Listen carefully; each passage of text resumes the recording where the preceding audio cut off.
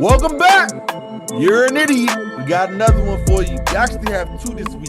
Now, this one goes to somewhere where, we have a bit of a convoluted opinion on this situation here.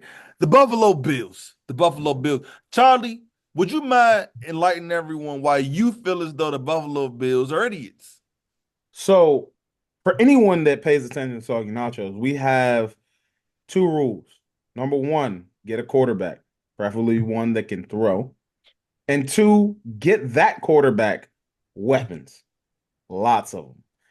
The Bills got the first one for sure, locked down. Now it's the second thing that they just don't care about it. They see what they got. They got cocky because they saw the Kansas City Chiefs come out here and trade away Tyreek Hill, and they saw them let Juju go, and they saw them let Juju. They saw them let all these players leave, and the Chiefs still won the Super Bowl. So the Bills said, I mean, we basically have Pat Mahomes. That's what they said in their head. And then so they're like, all right, Diggs can go. And you know what? Gabe Davis, you can go too. And we'll take not a high-end receiver in the draft, a first round pick, but actually he was the 33rd pick. So He he was a wasn't the second first round pick. rounder. Yeah. Exactly. They didn't even replace him with a first round pick. And they said, go out there, you big bad Dalton Kincaid, and we got we got what was it? Shakir Khalil Khalil Shakir. Shakir Khalil Shakir. and uh Curtis Samuel. This is what they did on purpose. They went into the season. Look, you are an idiot when you choose the wrong way on purpose. If the wrong way comes to you, that happens. That's life. There's winners and losers. But when you choose it, like you're like, all right, I'm going into this left-handed. I'm going into this with my left hand tied behind my back. I can only use my left. So my right hand tied behind my back. That's what the Bills did this year, not pursuing any free agent receivers, no trade market receivers, just Curtis Samuel and the boys. That makes them first class idiots. Frank, what you think, man? So I actually think I almost feel like did we record this episode already? Because I thought John Noe was the idiot last week. Because between him and the Bills, pretty idiotic again. Because we had these conversations and John Noe said he expects this, that, and the third from Josh Allen this season. And I think me and Charlie immediately said, with what weapons? And he was like, it doesn't matter. And clearly the Bills was like, they must have got on a phone call with you. And they were like, yeah, this makes a lot of sense. This makes perfect sense. Mm-hmm. Because I'm really not sure what exactly they expected.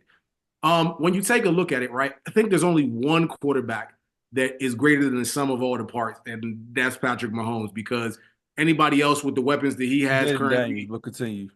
okay, maybe. Okay, but anybody else with I don't that, like it. calm down. You're not allowed to. Don't worry. We outnumber you now. Don't worry. Just stop that, Charles. We Yeah. Anybody else would struggle with those weapons or anything that the Bills have, like or what they went into the season with, and knowing what football is and how the game is, and that you might lose a piece to this already kind of bleak structure.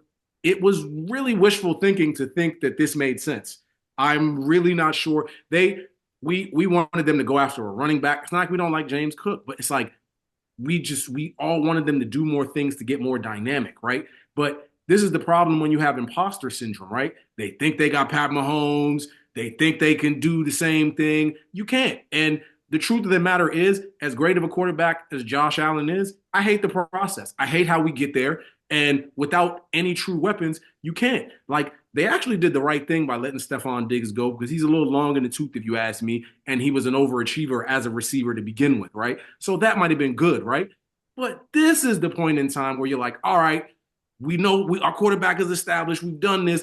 This is the time to find one of these guys in free agency or make a move and get a weapon because that's the most important thing. Like everything else is in flux, everything else is flux, but the quarterback and the weapons, those are your most important things.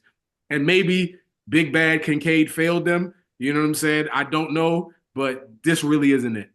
look, You and got I'm Brady. gonna cheat. I'm cheating. I'm not even gonna let Nail go yet because I'm cheating. Because Nail's gonna say they won, and they're gonna say the They lost Bills this are week though. still. I know they've been Lost two in winning a row. games. Yeah, they've been winning games and all that stuff. The real reason why we're going at him this week is because the other half of me and Frank's argument was if Josh Allen does play the way it will take for them to win, he's going to get hurt. And this week, it looked like he got knocked out. He's just a large human being and got back up. They said, "Oh, it was Pretty sure he just." had a concussion. They said he definitely had a concussion. He definitely. They said it was a chest injury. Before the chest injury, they handed him some smelling salts and said, "Go on back out there. You need some smelling salts. If I hurt my knee, I get to use smelling.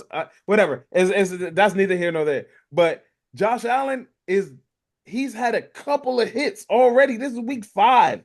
A couple of times where you're like, sheesh. Week 1, I was like, I thought he was hurt. Going to work. If he has to be everything, Josh can be everything, just not forever. And right now, they've structured the offense for Josh to be everything in perpetuity. And by the way, there's another one where he didn't necessarily had to and they won, but this is his 3rd of 5 games that he hasn't actually looked good if we're keeping it like he hasn't had. The other one, he didn't really have to do anything, but you know. We're not talking about those. Okay. So the children are done talking now. Good. I guess. So here's the thing. Well, I started this season by saying that I needed him to play well, and I was looking for him to, basically be an MVP candidate. And you guys rebuttal, oh, they don't got weapons. The bottom line is how he played the first few games is what I was expecting. Because the bottom line is that is the only, I'm the big Josh Allen fan here. I'm also the fan of weapons. But I also know Josh Allen is not going to be effective if he doesn't play like this. I'm just keeping it real. That's how he plays football. It is what it is. Now, it's a bit convoluted because I also don't like injury-prone players. Okay? And this is where I would have to come off and say that, fine, I'll be an idiot and I was wrong because I was not trying to bypass receivers. It's more that I understand how Josh has to play. However, you kind of got to modify yourself because you have to have receivers because the reality is even if the best you can get, you get hurt by week 4/5. That's a problem. I will agree. And I hate you guys. Thank you. Sounds pretty good to me. Our thing is not bashing Josh Allen. That's not the thing here. It's bashing the Bills. To me, it's bashing the Bills. Well, man. It made it nice and easy and cushy for him because he doesn't want to have to deal with managed personalities and deal with diva receivers. He wants to be able to do what he wants to do. By the way, we don't like it. By the way, that clip, that picture of Stephon Diggs with the side eye looking at him. Oh man! Oh, that was classic. That was gold. Classic. Hey, it sounds like Stephon Diggs got enough issues on his hands right now. Yeah, fact. And on that note, we will be getting out of here. This has been Soggy Nachos Podcast. Thanks for listening. Like, comment, share, subscribe, all that fun stuff. Tell somebody about us.